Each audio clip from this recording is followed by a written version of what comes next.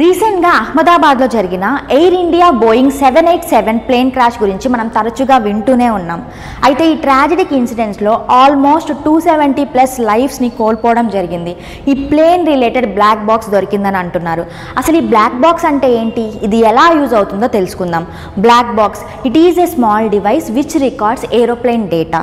ఇలాంటి క్రాషెస్ జరిగినప్పుడు లాస్ట్ మినిట్లో ఏం జరిగిందో ఈ డేటాని యూజ్ చేసి మనం ఈజీగా తెలుసుకోవచ్చు. అండ్ ఫర్దర్గా ఇన్వెస్టిగేషన్ కోసం కూడా ఈ డేటాని యూజ్ చేయొచ్చు.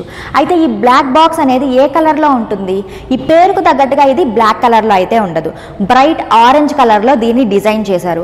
బికాస్ ఇలాంటి ప్లేన్ క్రాషెస్ జరిగినప్పుడు ఆ డెబ్రీస్లో దీన్ని ఈజీగా ఐడెంటిఫై చేసేలాగా బ్రైట్ ఆరెంజ్ కలర్లో డిజైన్ చేశారు. సో దట్ ఇది రిఫ్లెక్ట్ అయ్యి మనం ఐడెంటిఫై చేసేలాగా ఉంటుంది.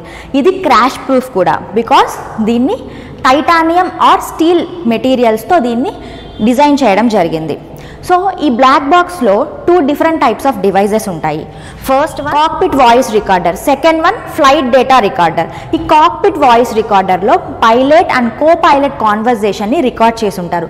దీంతో పాటు radio transmissions, alarms and ambient సౌండ్స్ని కూడా రికార్డ్ చేసి ఉంటారు. సో ఈ రికార్డింగ్స్ని మనం విని లాస్ట్ మినిట్లో ఏం జరిగిందో తెలుసుకోవడానికి ఈజీగా ఉంటుంది. ఫ్లైట్ డేటా రికార్డర్, ఇది డిఫరెంట్ టైప్స్ ఆఫ్ టెక్నికల్ డేటాని కలెక్ట్ చేసుకొని స్టోర్ చేసి పెట్టుంటుంది. Like altitude, speed, engine performance, flight path and over 3500 పారామీటర్స్ని అప్ టు 25 అవర్స్ వరకు ఇది కలెక్ట్ చేసి స్టోర్ చేయగలిగే కెపాసిటీ దీనికి ఉంది.